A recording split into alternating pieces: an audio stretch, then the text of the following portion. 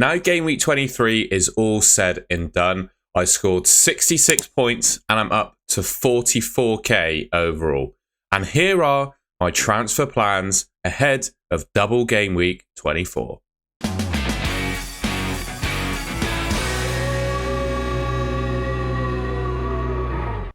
Now, starting the video just by looking at how I actually got on in game week 23. Nottingham Forest had two double Forest defence in my team and they conceded 5 goals to Bournemouth. Now, looking back, looking at my bench, you can see there I've got Robinson and Semenyo on my bench. I probably would never have started Semenyo, but my decision making behind starting Aina over Robinson was probably not great. With the form that Bournemouth were in going into that game, I think the odds of Nottingham Forest keeping a clean sheet were actually probably lower, or at least similar to Fulham keeping on against Man United. So in hindsight, I probably should have spread the risk of clean sheets and benched Aina for Robinson. And also, with Robinson being probably better from an attacking perspective as well, I probably should have started him over Aina. But it is what it is. Both players blanked, so it didn't really mean too much to me anyway. Lewis Hall, Aina and Trent Alexander-Arnold in my defence. Lewis Hall, unfortunate blank there against Southampton. Obviously, Southampton opened the scoring in that game. I was somewhat expecting a clean sheet from Newcastle there, but, you know, it is what it is. It's one game where he's blanked. I think he's gotten points in every other game he started in my team. I'm not going to sell him. You know, I still think Newcastle, particularly at home. I think away from home, I'd probably back them a lot less to keep clean sheets. But at home at St James's Park, I've said this on many videos to be fair, I'd back them to keep a clean sheet against genuinely anyone. So he's remaining in my team. Trent, I made a few transfers going into game week 23. I sold, who did I sell for Trent? I sold Colwill for Trent. I sold Dibbling for Mbumo and I sold Haaland for Gakpo. So Trent was a new addition to my team until late on in the game. Greaves on my bench wiped out the Liverpool clean sheet. So he was on for a bit of a haul really, Trent. That clean sheet got wiped out, which is obviously not great for my team, but he still scored 5 points because he got the assist.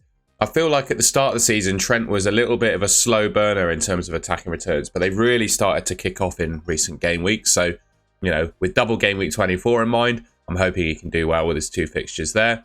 Rodgers, yellow card, 1 pointer. I don't know. Don't think he played all that well against West Ham either. I watched most of the game and I wasn't all that impressed with him.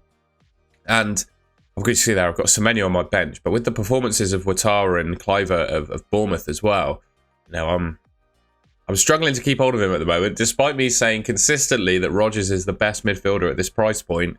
When you've got players like Kluivert and Ouattara, banging in the goals, yeah, it's hard to keep him for too much longer if he continues not to perform. A blank for Cole Palmer. Few people have been saying in my live chats, etc., they're looking at selling him. I wouldn't do that. I'd just keep him, you know.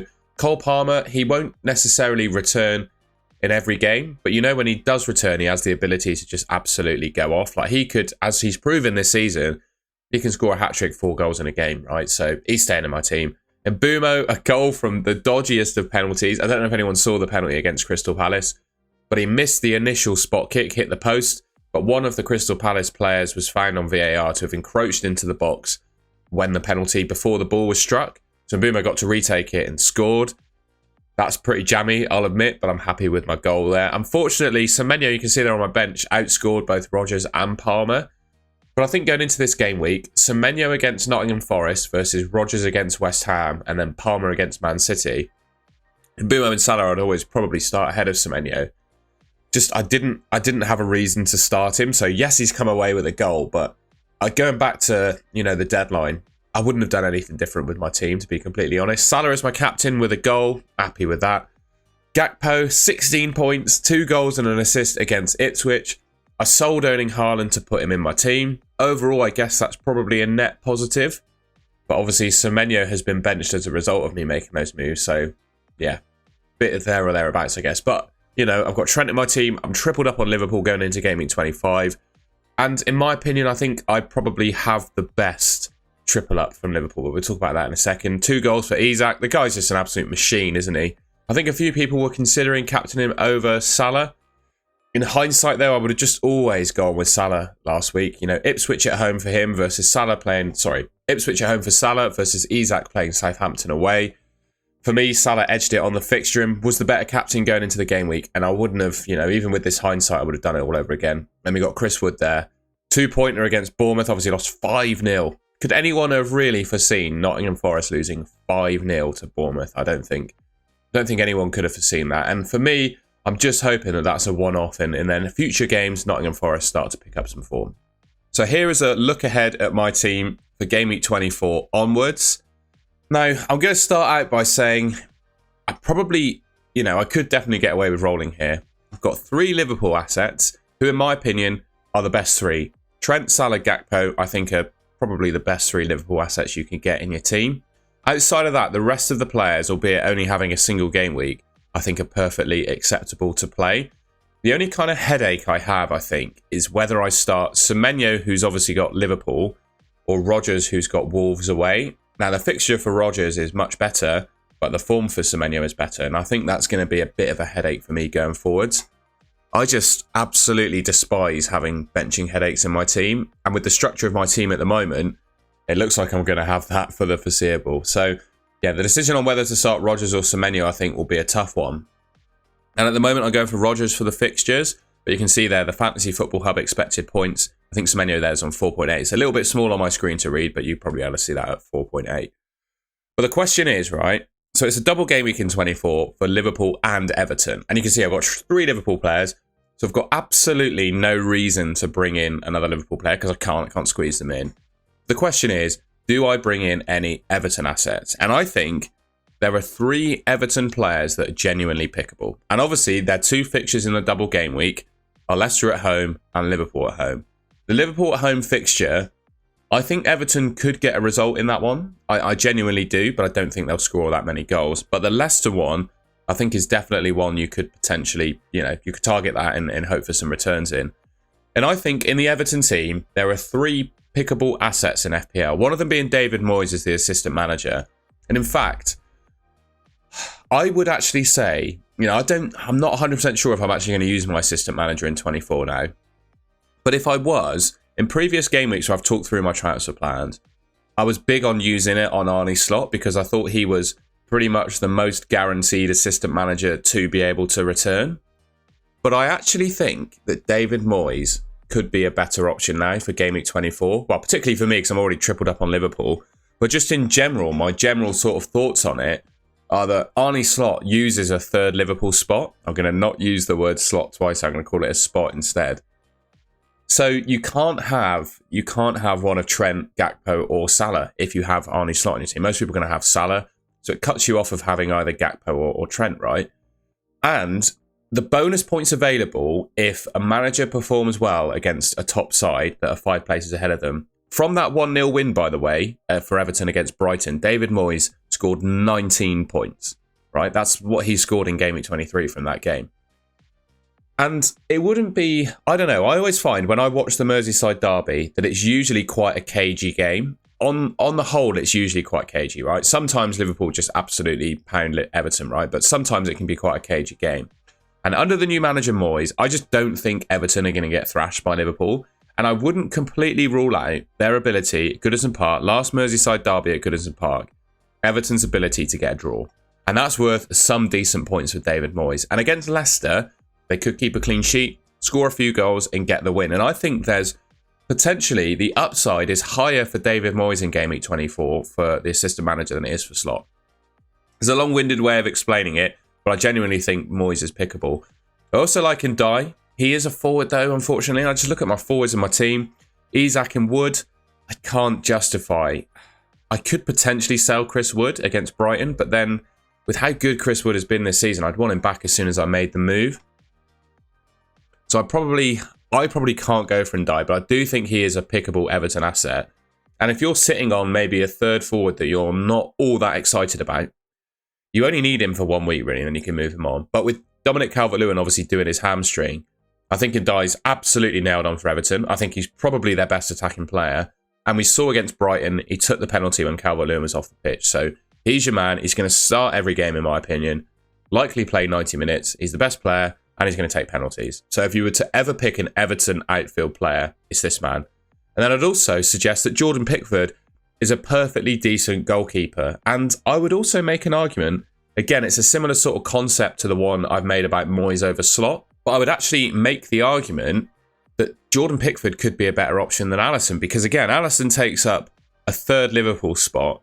And for me, I don't really like Alisson long-term in my team. I don't like spending that much money on a goalkeeper because I always feel, I've said this in many videos gone by, the best goalkeepers in FPL are not necessarily the ones that play for the best defences because they don't necessarily make enough saves. What you want from a goalkeeper is kind of an average run-of-the-mill level of clean sheets, say 8, 9, 10 clean sheets a season, and consistent saves bonus. And that's what Jordan Pickford delivers for Everton. And I'd also say, Alisson, I just don't trust his injury record. If your chip strategy maybe is to play your wild card in the next few weeks, then maybe Alisson is a better option.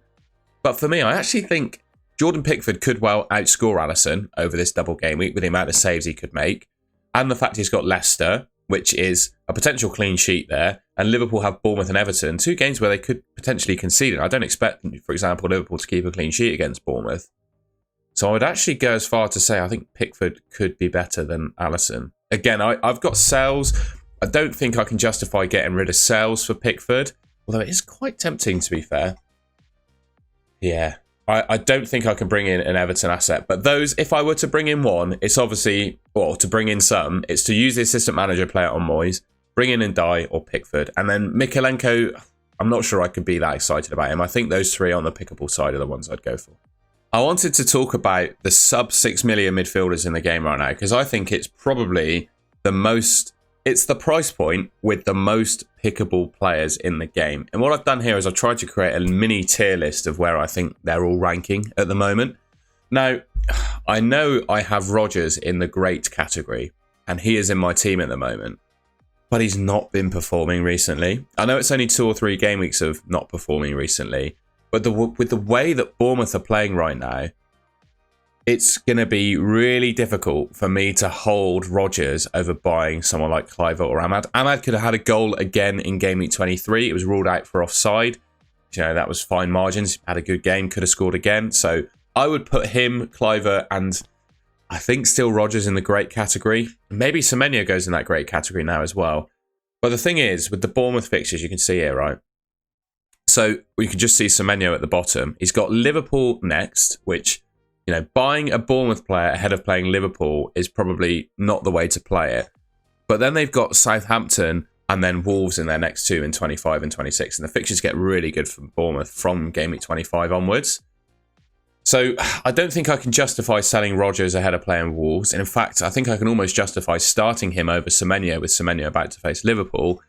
But I think with game week 25 onwards and that view in mind, if Rodgers continues to underperform, he could well be going from my team for someone like Kluivert. And Kluivert, for me, I never really felt there was a player in him when he first signed for Bournemouth, but I've watched him in recent games. And we all knew kind of the upside that he had sort of from the start of the season where he was the Bournemouth penalty taker.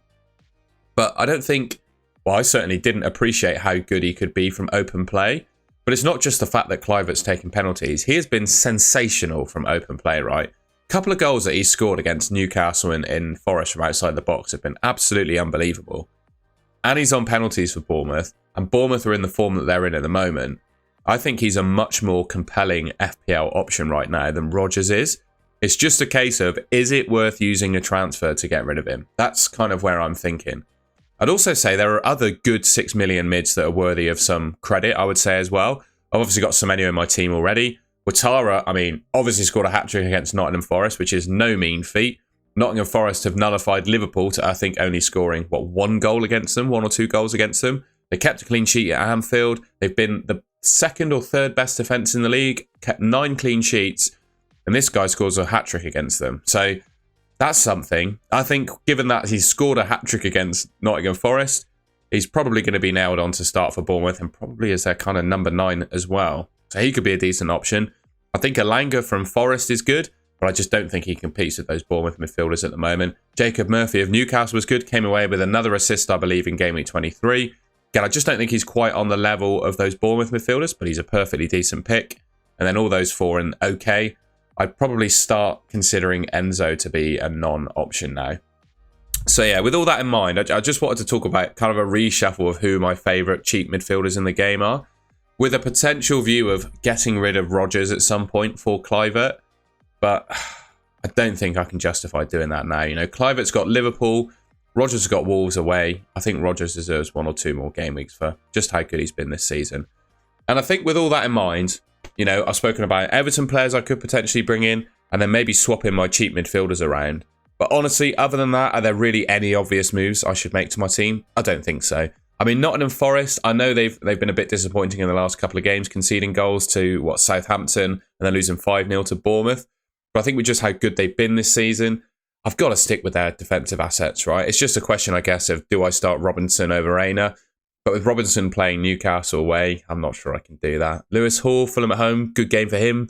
I'm not going to get rid of him. And Mbumo's got Tottenham. I mean, they're absolutely awful at the moment.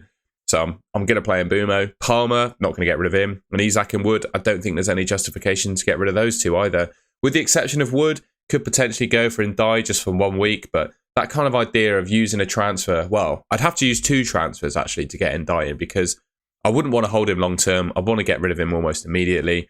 So selling Chris Wood for him and then making a move, it's just 2 transfers. I don't want to do that. I think I'm quite happy with this team. I'm not all that massive on using the assistant manager anymore either. So I think we're going to go into double game week 24 with a roll and probably no chips. Then this is how I'm going to look. All right, well, that's the end of the video. I hope you enjoyed that and found it useful. If you did, I'd really appreciate it if you could leave me a like rating, or me and my red nose again, a like rating. I went outside for a walk before I recorded this video and it's absolutely freezing, so my nose has gone red again. Seems to be what happens to me when it gets cold, so apologies for that. I've quite enjoyed the comments I had on my last video about it as well. What was I going to say? Yeah, if you've got any suggestions for my team, I'd be interested to hear it in the comments, but honestly, I do think rolling is the right answer for me. I've gone through all the other options I could potentially take, but I think rolling's the best way to go for me. And if you haven't already and you enjoyed this video, I'd really appreciate it if you could subscribe to the Golden Goal channel. I'm pointing with the wrong hand. That's the hand I usually point with. It should be about there on your screen. Thank you very much for watching, and I'll catch you in my next video.